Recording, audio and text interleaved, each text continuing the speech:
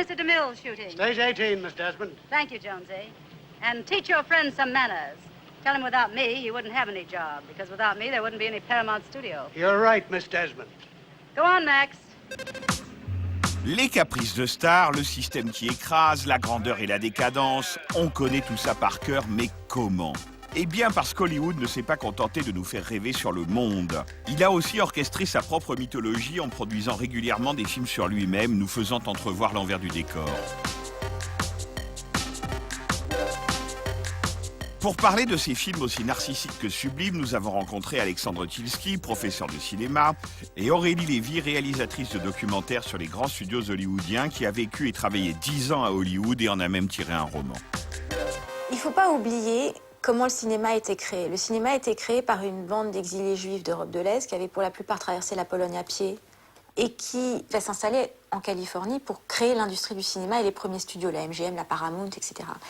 Et tous ces juifs exilés d'Europe de l'Est étaient très conscients de la force du cinéma sur la psyché collective.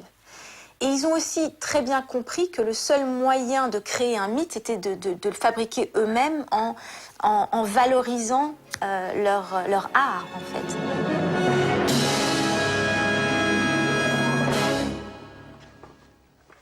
We'll have to rewrite the scene and reshoot it. It's absolute crap. People don't speak like that. Do I have any writers around here who understand the way people talk? Norman. Yes, Monroe. Put 4 writers on that scene tonight, and I want to see the rewrites before they shoot it. Sure, Monroe. Dans les années 50, au moment où les studios commencent à péricliter, au fond, Hollywood sent la nécessité de parler un peu d'Hollywood, de dire « Hey, on est là ». Alors, on glorifie la magie du cinéma. La magie du cinéma dans ce qu'elle peut avoir de plus dévorant est justement au cœur de Boulevard du Crépuscule, le monument du genre réalisé par Billy Wilder. Billy Wilder s'affranchit de la manipulation hollywoodienne pour la dénoncer dans son propre film. Et donc il dépeint la névrose de l'actrice qui a du mal à vieillir, etc. Mais c'est une manière très détournée et très subtile de mystifier le milieu. Parce que tout est exacerbé. La névrose, la souffrance, le glamour, les sentiments, la dramaturgie. You're Norma Desmond. Used to be in silent pictures, used to be big. I am big. It's the pictures that got small. Les scénaristes et Billy Wilder essayaient de cacher un peu les intentions du film, même le scénario jusqu'à la dernière minute, ils ne voulaient pas trop montrer ça aux producteurs, de peur qu'ils ne fassent plus le film. Et lorsque les producteurs ont finalement vu la version finale de Sunset Boulevard, ils n'en revenaient pas. Ils disaient, mais qu'est-ce que c'est que c'est un brûlot contre Hollywood. Exactly what kind of material do you recommend? James Joyce, Dostoevsky? I just think the picture should say a little something. Oh, one of the message kids. Just a story won't do. You'd have turned down Gone with the Wind. No, that was me. I said, who wants to see a Civil War picture? Celui qui est toujours mis en valeur dans les films sur le cinéma, c'est le scénariste. Et pour moi, les films sur le cinéma, c'est toujours une démarche pour que le scénariste se révèle et rappelle au monde que c'est quand même lui qui est à l'origine de toutes ces grandes œuvres. Audiences don't know somebody sits down and writes a picture. They think the actors make it up as they go along. Open your eyes.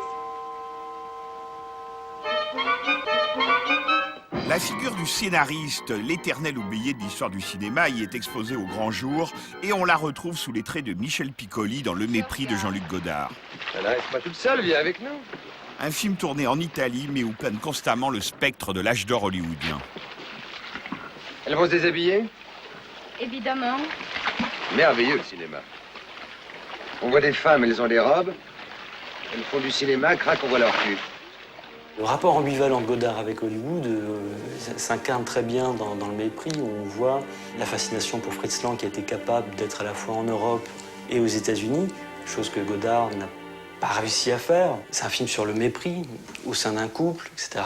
Le mépris d'un producteur d'Hollywood pour son réalisateur dont il ne comprend pas le génie. Je vais te présenter Monsieur Pocoche. Camille, ma femme. Faire des films sur le cinéma revient bien sûr à scruter la beauté de ces stars, les femmes autant que les hommes, avec les générations qui s'entrechoquent, comme dans Le Dernier Nabab où Robert De Niro incarne un jeune producteur dont l'ambition se heurte aux vieux routards des studios et au pouvoir des syndicats des scénaristes. Where do you come from? Tennessee. Baptist. I'm New York, Jewish. I know. Oh, at least we're all Americans. We sure are, Mr. Starr. Je trouve qu'il y a une agressivité entre Nicholson et De Niro qui est palpable dans ce face-à-face, qui raconte aussi la guerre des égos des grandes stars d'Hollywood de manière totalement invisible. C'est dans l'air comme ça, dans cette scène. C'est très beau, je trouve.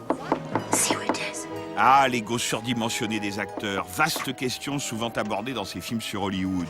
Mais dans le rôle de l'actrice prête à tout pour retrouver la lumière, Gloria Swanson reste indépassable. Ça a été très, très étrange la manière dont Gloria Swanson est arrivée sur Sunset Boulevard, parce que déjà on lui a demandé de passer des essais. Alors que c'est quasiment elle qui a créé Hollywood et Paramount. C'est ce qu'elle a dit d'ailleurs à l'époque. Comment me faire passer des essais à moi, Gloria Swanson? C'est un scandale. Elle a vraiment accepté de se montrer dans toute sa fragilité, dans toute sa démence, dans toute sa vulnérabilité. C'est un documentaire quasiment. À la fin de Sunset Boulevard, tout d'un coup, c'est Gloria Swanson qui est en plein délire d'actrice toute puissante, qui en a à la fois conscience, qui joue avec ça. Those idiot producers. Those imbeciles. Haven't they got any eyes? Have they forgotten what a star looks like? I'll show them. I'll be up there again, so help me. Hollywood se crée d'elle-même. Elle se donne naissance elle-même, elle s'auto-crée, c'est ça aussi sa force. Et ça passe par ses films. On a toujours dit que, tiens, Hollywood c'est terminé, que cette période-là c'est fini. Mais en réalité c'est un trompe-l'œil formidable parce que Hollywood, tout le monde le sait bien, ne va jamais mourir.